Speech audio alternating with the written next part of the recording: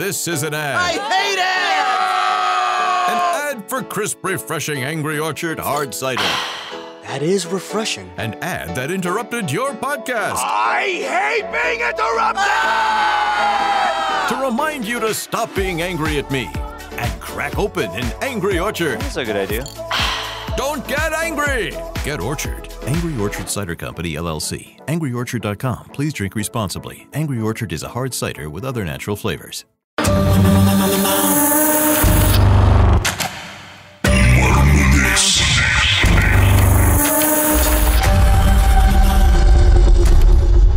நடந்தது என்ன திருமதி குசலகுமாரி?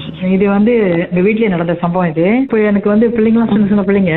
அப்போ வேற வீட்டுல இருந்தோம், ஒரு கம்பவுண்ட். அப்போ என் மகன் ஸ்கூலுக்கு போகும்போது அங்க பிள்ளைங்க அந்த டைம்ல ரொம்ப இந்த ஸ்பிரிட், அந்த காசு வச்சு விளையாடுறது, காயின் வச்சு விளையாடுறது ரொம்ப விரும்பி விளையாடுவாங்க. Spirit of the coin.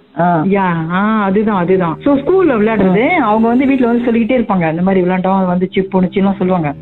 அப்போ ஒரு நாள் விளையாடலாமான்னு வீட்டுல கேட்டாங்க. சொன்ன அதெல்லாம் வேண்டாம், ரொம்ப ரொம்ப ஆபத்தா இருக்கும், நம்ம கூடவே தங்கிரும், அதுல நல்லது பொல்லாத இதெல்லாம் இருக்குன்னு சொல்றாங்க, பயமா இருக்கு, வேண்டாம் அப்படின்னு கேட்கல. அப்புறம் கொஞ்ச நாள் ரொம்ப வற்புறுத்திக்கிட்டே இருந்தாங்க. சரி விளையாண்டுதான் பாப்போமே, ஒரு ஜாலியா அப்படின்னு சொல்லிட்டு என் மகன் ஸ்டார்ட் பண்ண. ரொம்ப தைரியசாலியா அவங்க மகன், பொல்லா ரொம்ப ராங்கி. சோ எல்லாம் உட்காந்து நான் பரமேஸ்வரி அவங்க மூத்த பெரிய மகன்.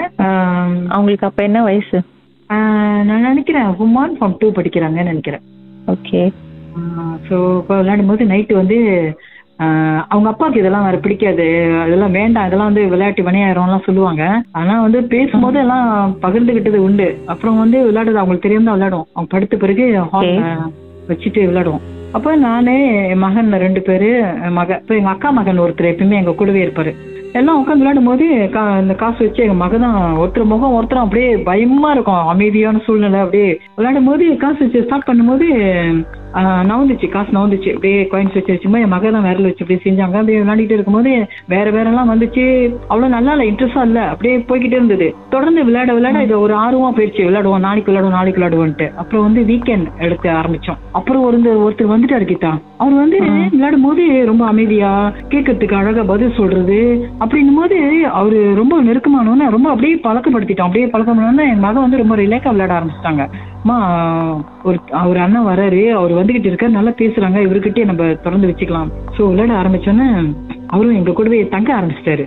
எப்படின்னா பேர் என்ன? நாங்க கேட்டோம், என்ன பேரு, உங்க பேர்லாம் கேட்கும் போது நீங்களாவே ஒரு பேரு சொல்லுங்க அப்படின்னு. அப்ப அதுல எங்க அக்கா மகனோட பேர் மோகன்தாஸ். அப்போ சொன்னாரு, டாஸ் பின்னாடி எடுத்துட்டு இவரே எப்போ டாஸ்ன்னு அந்த பேர் வச்சுக்கோங்க சொல்லிட்டு எழுது அந்த கான்சிலே பேர்லாம் கொடுத்தாரு. நாங்க தாள் எழுதிக்கோம், அவர் என்னென்ன கொடுக்குறாருன்னு எழுதும் போது ஜாயினா படிக்கும் போது அவர் என்ன சொல்ல வர்றாருன்றது தெரிஞ்சுக்குவோம். அப்புறம் இது ஒரு வேலையா இருந்தபோது அப்புறம் பிறகு என்ன பண்ணோம், இது ஒரு கஷ்டமா இருக்கு, தினைக்கு தாள் எழுதிக்கிட்டு நம்ம ஒரு புத்தகத்தையும் ஒரு நோட்டும் ஒரு பேனாவும் வச்சிடலாம். அப்போ அவரே கூடவே இருந்துட்டாரு, வேற எங்களுக்கு தெரிய வந்துருச்சு. அப்படியே பழக்கப்படுத்தினோன்னா அவர் எங்க கூடவே இருக்க ஆரம்பிச்சிட்டாரு. இப்ப வீட்டுல என்ன இருக்கிறாருன்னா எங்க வீட்லயே தங்கிட்டாரு, அப்படியே பெர்மனன்ட் ரெசிடென்ட் ஆயிட்டாரா? ஆமா கீதா. அப்புறம் ஒரு இது மாதிரி என் கணவருக்கு தெரிய வந்துச்சு. என் கணவர் ஏசுனாங்க, வேண்டாம் இந்த மாதிரி வச்சிருக்கீங்க, வீட்டுல இருக்க ஆரம்பிச்சிட்டாரு அப்படின்றது எப்படி உங்களுக்கு தெரிய வந்தது? அதுதான், அது எப்படின்னு சொன்னாக்கா அந்த தாள்ல எழுதுவாரு இல்லைங்களா, தினைக்கு படிப்போம். பிள்ளைங்க போய் ஆர்வமா போய் ஸ்கூல் பேக்ல இருந்தே தாள்ல எழுதி அங்க வச்சிருவாரு. திரும்ப சாமியார் தான் தெரியுங்களா, சொல்லுவாங்க தானே சாமியாரைக்கெல்லாம் பேய் போகாது, பயப்படுன்னு. அதெல்லாம் ஒண்ணுமே கிடையாது. ஏன்னா எங்க பிள்ளைங்களோட பேக் ஸ்கூல் பேக்ல சாமியாரைக்கெல்லாம் இருக்கும். அந்த பேக்ல தாள் எடுத்து எழுதி வச்சிருவாரு. கசிக்க அப்படியே ரவுண்ட் பண்ணி அந்த பேக்ல போட்டுருவாரு.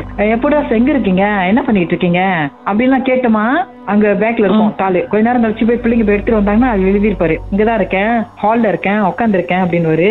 அப்புறம் நாங்க ஹால்ல சும்மா உட்காந்து இருக்கும் போது மெதுவா கேட்போம், தாஸ் எங்க இருக்கீங்க அப்படின்னா, உங்க பக்கத்துல தான் அந்த குஷன் கை வைக்கிறீங்களா, அங்கதான் உட்காந்து இருக்கேன் அப்படின்னு.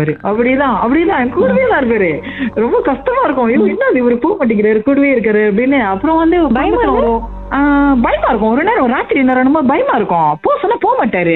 நீங்க போங்க தாஸ், நீங்க நாங்க கூப்பிடுமா மட்டும் வாங்க, நீங்க இந்த மாதிரி இருக்குது எங்களுக்கு பயமா இருக்கு அப்படின்னா அவரு சொல்லுவாரு, இல்ல நீங்க பயப்படாதீங்க, மற்ற ஆவிக மாதிரி கிடையாது, நான் உங்க குடும்பத்துல ஒருத்தரா இருக்கிறேன், நான் ஒண்ணும் பண்ண மாட்டேன், உங்க கூட சேர்ந்து விளையாடுவோம், அவ்வளவுதான் அப்படின்னு சொல்லுவாரு. அப்படியே லைன்ல இருங்க, பாட்டுக்கு பிறகு மேலும் பேசுவோமே என்னதான் நடந்துச்சுன்னு.